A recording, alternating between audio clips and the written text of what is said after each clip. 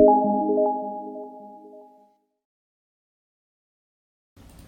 Assalamualaikum warahmatullahi wabarakatuh. So basically saya nak sambung lah mana yang kita dah tertinggal ataupun yang kita stop last class, which is on the sources of Islamic law. Supposedly your friend should present in today's classes, right?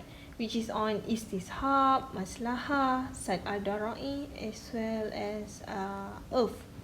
But then something came up, then tak apalah, saya je lah yang tolong sambungkan. Okay. Semua orang tahu kita ada dua sources of Islamic law kan. Ada primary and also ada secondary. Okay, yang hijau ni is the primary sources of Islamic law. And then kita dah go through, kawan kita dah terangkan on ijma', on qiyas and on istishhan. So sekarang saya nak sambung lah apa yang kita sambung lah pembelajaran kita ni. So istishab, basically the keyword is presumption of continuity, means that kita presume first a certain statement, this one right, a certain statement that have been proved in the past and presume to remain until there are evidence said to otherwise. Mean that kita dah anggap certain statement ataupun action itu terlebih dahulu, and then dia tak berubah unless ada new claim atau new evidence yang mengatakan benda tu macam otherwise lah, mengatakan benda yang selain daripada apa yang kita dah anggap tu. So the evidence basically ataupun normally derived from Al-Quran and Hadis. Okay, kat sini dah ada bagi contoh dalam slide.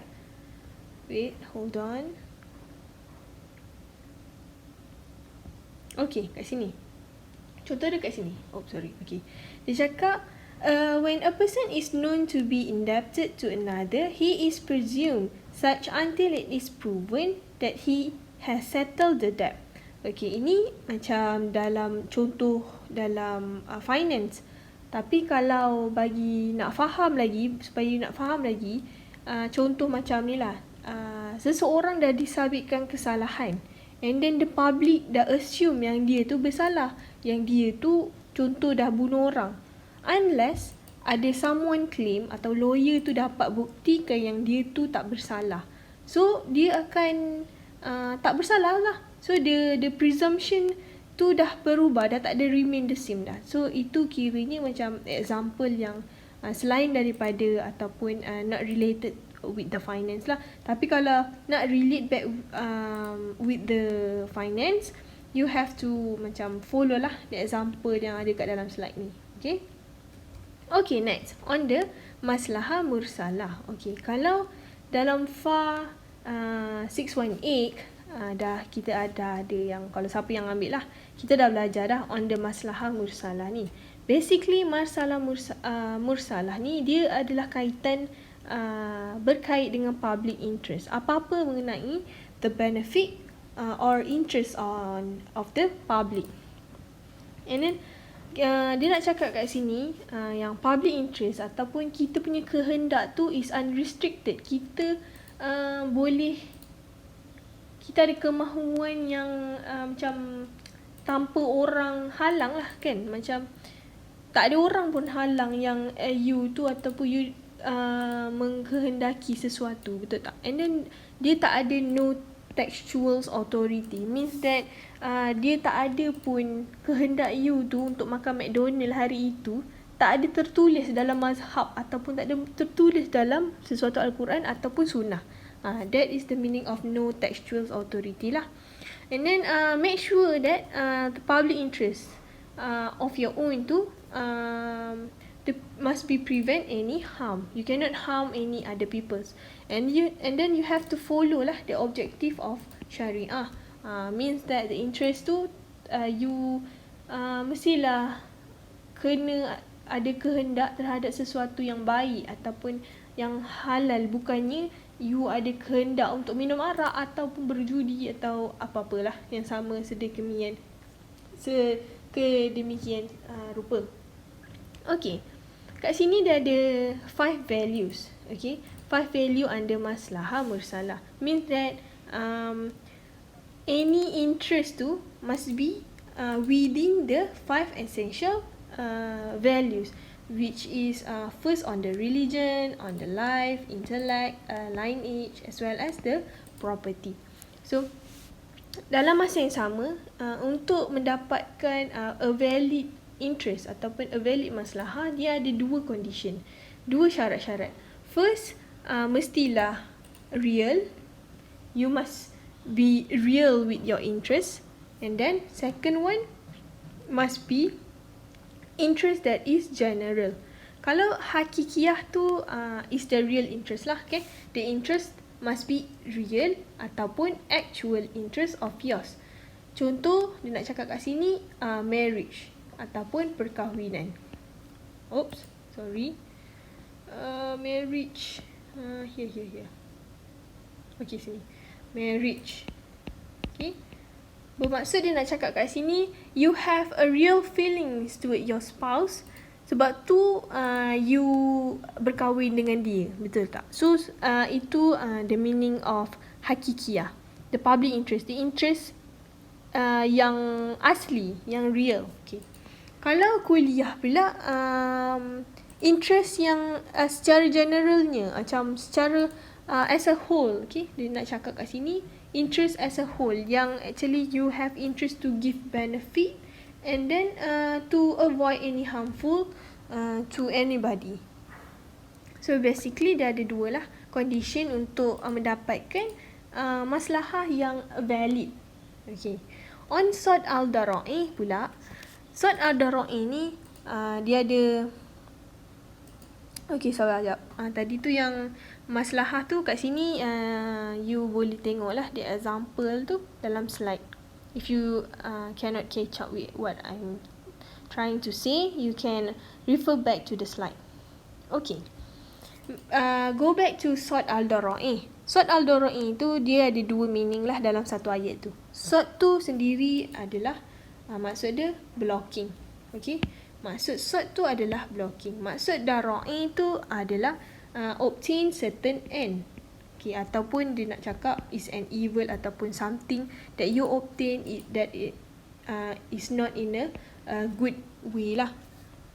So when you combine this word sod al-dara'i means a blocking on evil or something that is not good or haram to you.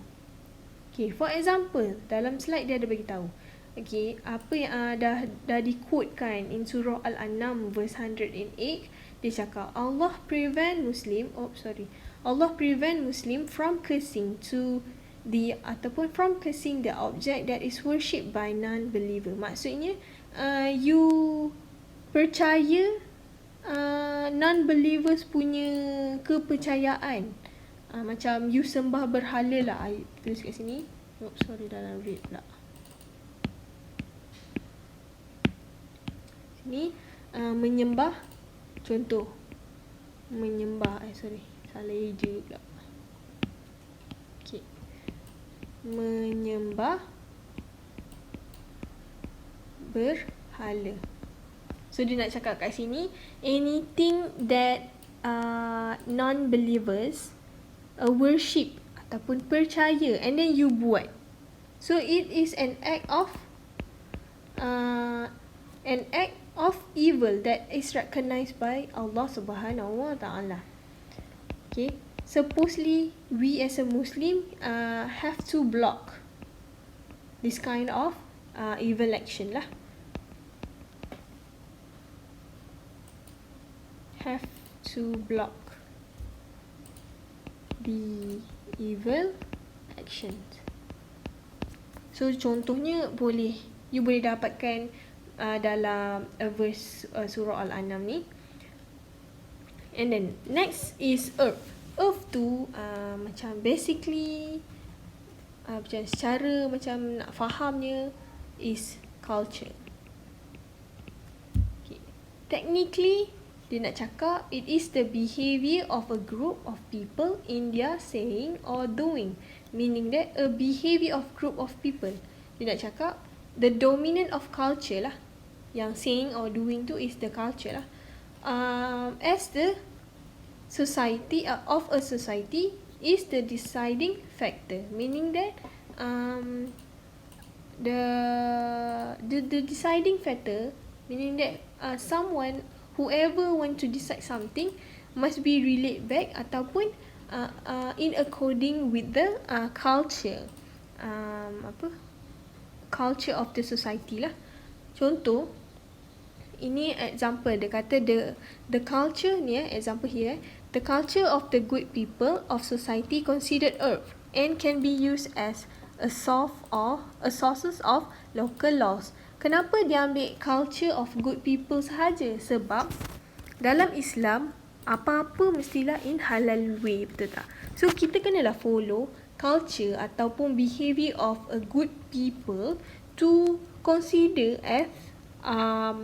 as the deciding factor or the earth, and to be used as the sources of local law. Okay, kalau kita menggunakan culture orang yang tak baik, bad people, means that whoever doing bad thing or negative thing, minum arak tu adalah sesuatu yang dia recognize in the laws, sesuatu yang boleh dilakukan dari segi undang-undang Islam. So sebab tu kita kena follow culture of good people only. And then meaning that the deciding factor, the sources of Islamic law tu based on the culture of the people or based on the culture of the society. Because at the end of the day, Islam ajar kita, okay? Islam was not sent to unite the world upon a single culture, means that Islam diturunkan bukan untuk unite the people, bukan nak ajak semua orang follow Islam, culture Islam itu sahaja, tapi dia diturunkan untuk practice in every culture. Kita Islam ni yang kena practice our practical lah, like macam solat ke apa benda in every culture. That's why kita have different mazhab, betul tak?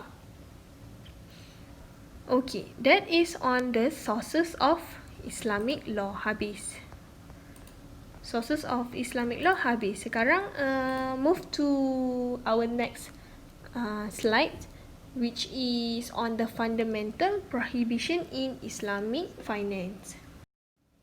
Okay, sambung. Fundamental prohibition in Islamic finance. Kita ada 3 types of prohibition that prohibit in Islamic finance, which is the first one, riba, gharar, as well as gambling. Okay. Kita go through riba dulu. Semua orang tahu riba tu apa, betul tak? Riba tu basically in Arab, it's related to the increase, to growth, to exceed, or to more than. So it is the meaning of riba sahajalah. Okay. Technically it is an excess, okay, over ataupun above the principle of loan without any counter value. Okay, let me explain this again. Let's say kita ada hutang. Hutang 100. Okay, the principle of loan is 100 ringgit. And then suddenly because kita lambat bayar ke atau macam tu, kita ada interest of RM50 at the end of every month ke ataupun every year ke, kita akan dikenakan interest banyak RM50. So sekarang kita kena bayar sebanyak RM150, betul tak? So and excess ni, excess tu kan dia cakap excess kan, so excess ni is a sense of riba without any counter value. Macam tak ada apa-apa reason suddenly you need to pay an excess kind of money. So itu dah dikira riba. Okay. Tapi bukan itu saja. Dia ada 2 type of riba. Okay. Satu riba yang macam saya cakap tadilah pasal mengenai loan, which is dalam bahasa Arab dia is riba al-duyun. which is because ataupun the excess of money tu is due to delay in payment. Macam saya cakap tadi, bila lambat je you bayar certain loan tu, you punya interest akan naik, you akan dikenakan interest. Okay, so itu adalah maksud riba in loan contract.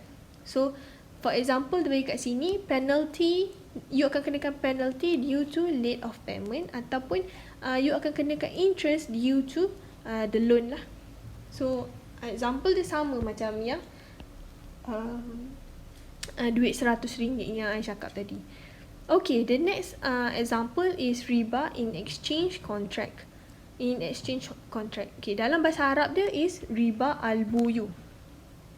Okay, meaning that any exchange of ribawi commodities in such a way ataupun dia exchange in unequal amount ataupun delay of the delivery, meaning that masa dia exchange tu dia not exchange equally and dia not exchange on the spot, dia ada delay on the, macam tengah exchange tu dia ada delay sikit in terms of the delivery. Okay, what is the ribawi commodities? Ribawi commodities basically they categorized into two category lah. The first one is medium of exchange ataupun the currency itself. The currency itself. The second one is the foodstuff.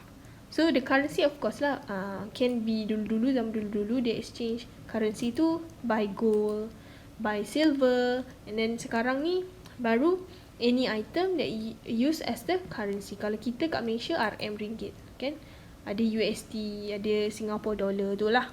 Okay, untuk foodstuff pula any kind of makanan lah, ada wheat, okay, ada dates lah. Dulu-dulu orang zaman-zaman Rasulullah dia tukar makanan with date lah. Dan ada barley and then so on and so forth. Okay, so dia nak cakap kat sini riba in exchange contract tu any exchange that dia bertukar in unequal way as well as not on the spot. So dia ada delay in the delivery process tu. Okay, for example dalam slide ni dia cakap, dia ada bagilah the summary of rules tu. Contoh commodity, dia nak exchange between commodity 1 and commodity 2. Okay, basically when you have the same base of commodity macam ni kan, you have the same base currency with currency, type pun sama with A and A, means that you want to exchange between RM ringgit with RM ringgit. So when you are trying to exchange these types of commodities, you have to apply this kind of rules, ataupun you kena exchange equally and also on the spot, hand to on the spot. So ini basically example lah of non-riba punya transaction and also riba punya transaction, not transaction, I mean exchange. Okay, for example non-riba exchange on this situation yang pertama ni kan, dia mesti kalau dia kata equality tu means dia kena equally balance. Kalau kata nak exchange RM100 mesti kena exchange with RM100. Tak boleh macam ni. Kalau ni exchange RM100 with RM150, itu dah kira riba. Okay, mesti exchange on the spot. Tak boleh deferred delivery ataupun delay. Itu dah kira riba. Same goes here. That one same goes here lah. The fourth situation. For the first situation is on a currency with currency. Fourth situation is an exchange between food and food. So this is basically a similar situation but with different commodities. Okay, for the second situation is an exchange between the same base of currency. I mean the same base of commodity but different types. Macam ni, base same kan, currency but in a different type. and B. Macam ni lah contohnya, macam RM and exchange between RM to USD. So the rules that must be applied ataupun the rules that yang tak menunjukkan exchange tu ada unsur riba is must be on the spot. Tak kira maksudnya macam yang atas ni tadi kena equal. Macam yang ini just have to be on the spot. Okay, so contoh untuk non-riba punya transaction atau exchange, 380 ringgit with 100 USD. Dia dah kira okay, non-riba, even though it is not equal, but it must be exchanged on the spot. Okay, that is the kind of non-riba exchange. As kalau tengok exchange ada unsur riba, even though dia exchange 380 with 100 USD, tapi dia on deferred basis, mean that dia dah ada delay on the transaction tu, dia tak on the spot, so dia dah ada unsur riba dekat situ. Okay, so the situation yang nombor 2 dengan nombor 5 tu is basically the same. Cuma types of the commodity tu je lain. Yang tadi tu currency, yang bawah ni nombor 5 ni is food. Okay, on the third on the third situation ni macam kita sekarang lah, on our daily life. The currency and exchange between currency and any kind of commodity. Macam ni ringgit Malaysia with contohlah nasi. So kalau ada exchange between this kind of commodities, so there is no any rules that need to be applied. See, dia cakap free trading. You can trade freely lah if you want to exchange between currency and food. For example, macam dia dah cakap kat sini, yang non-riba exchange, for example like macam RM50 with 10 kg of dates. Okay, kalau yang ada unsur riba tak ada. Sebab apa? Sebab dia dibenarkan untuk ada pertukaran kat situ. Sebab dia ada unsur duit dengan something, macam kita biasa punya our daily life punya transaction. So macam tu lah. So that is the example on riba. Kan?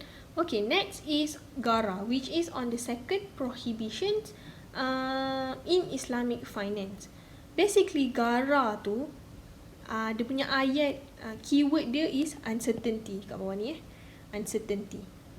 Anything yang you rasa was-was tau, yang you rasa was-was tu untuk gain sesuatu tu, dah kira ada unsur gharar kat situ. So dalam ni dia cakap technically a sales in which the vendor is not in the position to hand over the subject matter to the buyer, meaning that dia tak ada position, not in the position to bagi certain subject to us. Okay, macam ni. Kalau dekat notes yang saya buat ni, saya padam balik lah yang orang-orang tepi ni. Okay, basically dia nak cakap any bargain whereby the result of it is hidden. Hidden hidden.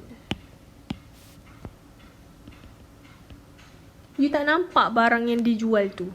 So you macam tertanya-tanya lah apa benda yang dijual tu. So for example, orang A, orang A jual barang ke orang B dengan harga RM50. But then dia tak bagi tahu pun barang apa yang dia nak jual tu. And then dia yang B ni pun tak tahu apa benda yang dia nak beli. Cumanya dia terpedaya dengan kata-kata orang ni. Dia nak cakap, oh barang ni baik punya ni, barang ni boleh buat hidup B kaya raya ke apa benda lah. Dan tiba-tiba dengan hanya RM50 macam tu. Okay, tiba-tiba B ni pun terpengaruh. So B pun beli, tapi dia tak tahu apa benda barang tu. So itu dah ada unsur gharar kat situ ya. So yang A ni dosa lah kiranya, ada unsur gharar. So macam dalam sunnah ini hanya apa yang dah dikutkan dalam Al-Quran lah. Dalam sunnah dia ada bagi contoh. Contoh dia this one. the prohibited of sales of fish in the sea, and then ataupun bird in the air. Means that you jual fish yang dalam laut yang belum tentu you boleh tangkap ikan tu, ataupun you jual burung dekat langit yang belum tentu you boleh tangkap burung tu tengah terbang. Itu maksudnya tu, you tak tahu lagi benda tu asal usul tu bila you nak dapat benda tu. Okay, itu unsur gharar. Okay, what is the main reason that kita ni prohibit gharar activity tu? Kenapa? First is to avoid future dispute. Kan? Macam contohlah tadi kan, dia dah bayar RM50. Kan? And then dia tak tahu pun apa benda. And then, so in case lah in the future yang orang A ni tadi nak tipu dia, so dia dah lost. Firstly, dia dah lost financial loss kat situ. So dia dah ada future obligation dah dekat situ, future loss dah dekat situ. Okay. Second, kenapa kita avoid gharar ni ataupun prohibit gharar ni is to avoid engage in unexpected financial responsibility and commitment. Okay, ini macam contohnya macam kalau kita orang A ni jual ataupun offer credit card lah to us. They offer credit card yang mengatakan everything that we bought with this credit card you akan dapat rebate lah, hadiah lah, apa benda lah. Tapi and then si B ni pun pergilah shopping, pergi belilah barang-barang yang dia dapat tu, sebab dia kata semakin banyak dia beli barang, semakin itulah duit akan dapat cashback ke rebate ke, macam tu. Tapi suddenly kena tipu. And then tapi dia dah ada hutang dah ni sebab dia beli barang ni secara kredit kan. So at the end of the month dia kena bayar barang yang dia banyak ni, tapi cashback dia tak dapat pun. So sekarang dia dah ada financial responsibility ataupun commitment yang dia kena bayar, financial obligation dia kena bayar disebabkan tipu A ni tipu tadi. Okay, itulah yang sebenarnya yang kita nak avoid. Okay, gharar pun ada type dia. Riba ada 2 types tadi, tapi kalau gharar ada 3 types. The first type is gharar that is due to non-existence ataupun incomplete ownership. Means that gharar that kita tak tahu barang tu wujud, ataupun kita tak tahu pun barang tu atau ownership tu dah complete ke belum. Okay, itu ada the first type, non-existent. Kita tak tahu kewujudan dia. Okay, for example, sell unborn animals. Sama lah macam example dalam sunnah tadi.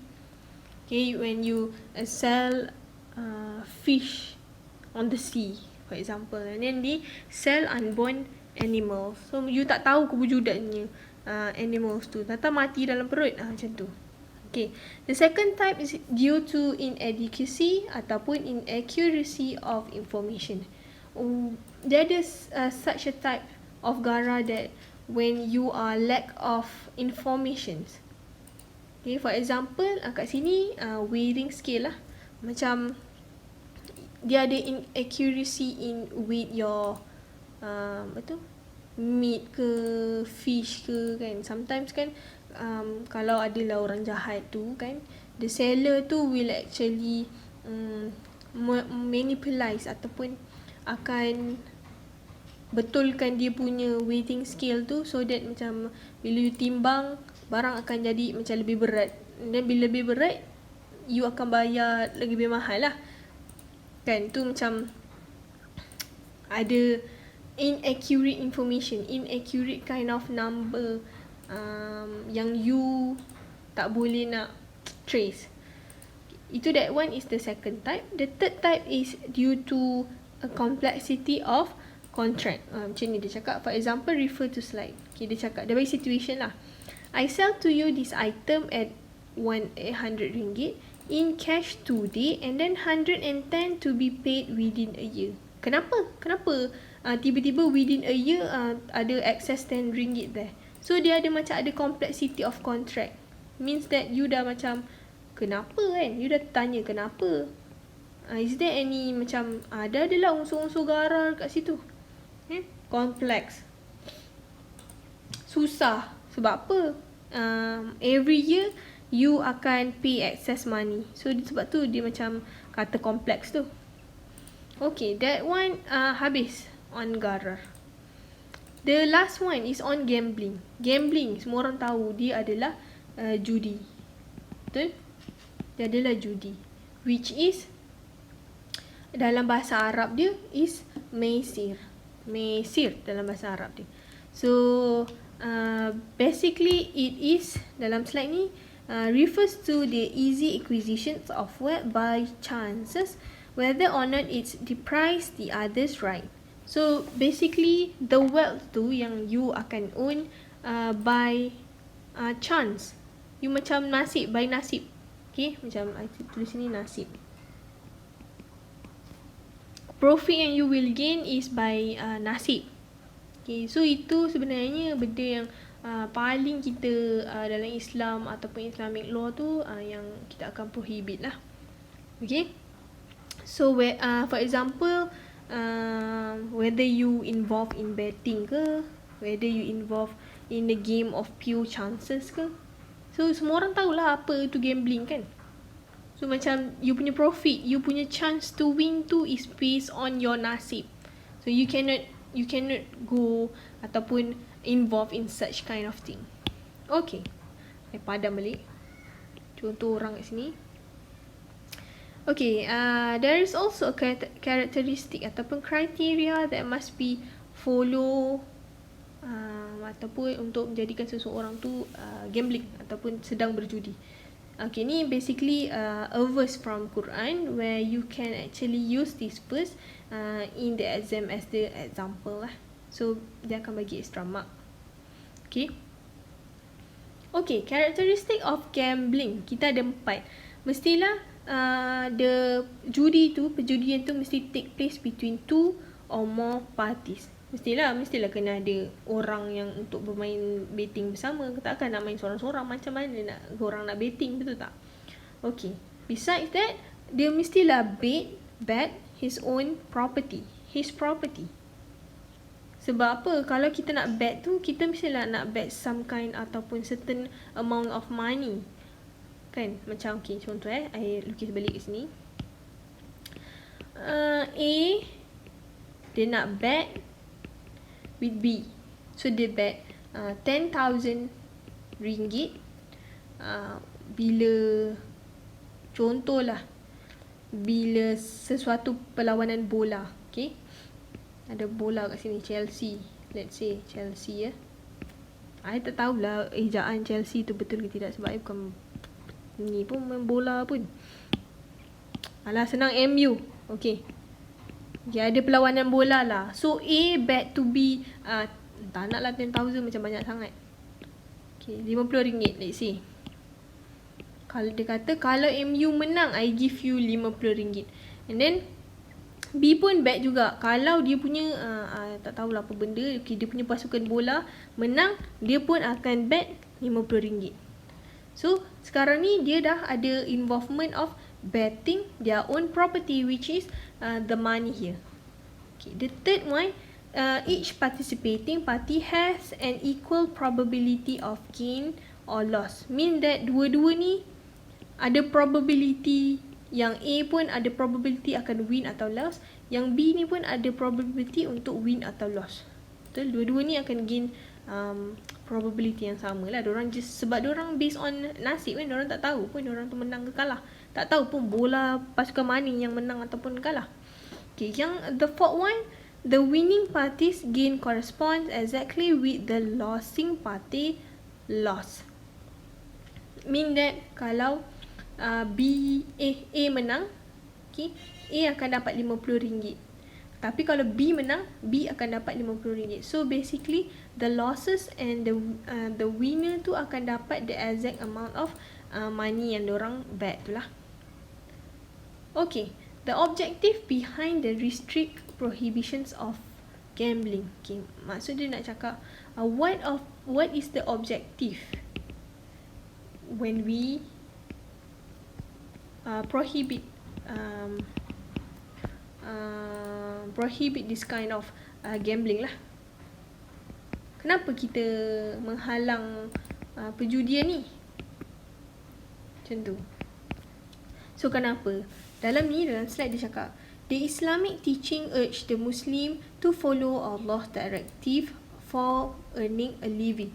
Meaning that Allah tak encourage kita untuk earn something that are by chances ataupun by nasib. Dia kena follow directive of Allah Subhanahu Wa Taala lah, means kena bekerja, kena berusaha, baru kita akan earn something that is gain berkah from Allah Subhanahu Wa Taala lah. And then the second point is an individual's property is sacred, meaning that property ataupun duit yang dia bet tu adalah from Allah kan. So kita as a Muslim, kita tak boleh use that kinds of property yang dah diturunkan oleh Allah tu untuk digunakan untuk perkara-perkara yang haram. Okay. Untuk point yang ketiga is gambling can lead people become addicted. Macam mana nak dikatakan addicted tu? Okay, let's say first game dia menang RM50. Okay, let's say first game dia menang RM50. And then mesti jiwa tu rasa macam takkan RM50 je aku nak bawa balik menang hari ni kan. So dia akan go through main game kedua, game ketiga, sampailah dia rasa dia addict lah sebabkan ketamakan dia tu kan. Let's say game kedua dia menang lagi RM50, game ketiga dia menang lagi RM50, baru RM150. So dia dah rasa tamak kan.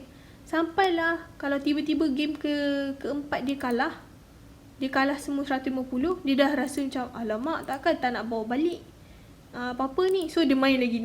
So it is macam become addicted. Okay, perjudian tu become addicted. Okay, the fourth point, gambling is a danger to the society as well as to the individual. Of course lah, dia akan bring harm. Okay, let's say lah B ni tadi tu kalah kan ke A, dia kena bagi RM50, and then dia dah tak ada duit. So dia boleh menyebabkan B tu dengki dan boleh menyebabkan B bunuh si A. So dia dah macam ada unsur-unsur bahaya kat situ lah. Okay, yang 5, the gamblers develop hatred and enmity towards one another. Macam samalah macam tadi, kalau you dah ada danger, mestilah dia akan before danger itself tu mesti ada feeling hatred feeling from occurs from the person involved. That is the objective behind the strict prohibitions of gambling. So basically that's all for kita dah go through, ada 2 tadi kan, the sources of law as well as the fundamentals of prohibitions in Islamic finance. Basically chapter 2 ni belum habis lagi. Kita ada lagi another 3 subtopic which I will be assigned to you based on your group. Okay, so I think that is the end for today's classes. Thank you for watching my video and bye.